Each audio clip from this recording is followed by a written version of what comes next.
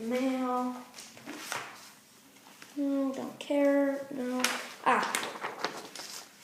Dear Tim and Moby, what were the Jim Crow laws? From Justin. Oh, hey Moby. The Jim Crow laws were discriminatory laws made to separate African Americans from whites. The Jim Crow laws were established from about 1877 to around 1954. These laws reestablished white power over Southern society and African Americans. That's right, Moby. It separated people in school, housing, jobs, and even public gathering places. Now you're probably all wondering how the Jim Crow laws got their name and how it all started. It all began with a white performer named Thomas Dartmouth Rice, who was usually called Daddy. During one of his performances, he performed a song called Jim Crow while wearing blackface makeup that he had put on before the show using charcoal paste and burnt cork.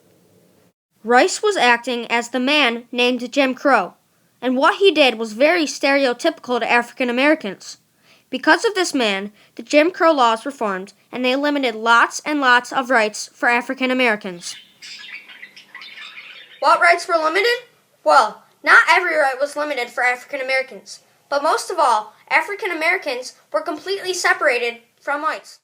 There would be signs marked whites only or colored over doors, ticket windows, drinking fountains, and even bathrooms.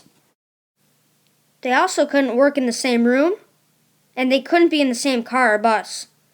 They lost the right to vote, and industries didn't even hire African Americans.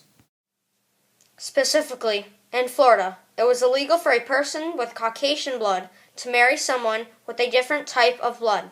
Also, in Kentucky, in reform schools, children of all race and color were separated at all times. The era of the Jim Crow laws was a very difficult time for African Americans and put the United States of America at its worst. The Jim Crow laws ended around the 1850s when the Brown v. Board of Education Supreme Court case happened. The Supreme Court ordered that separate but equal was unconstitutional, which ended the Jim Crow laws.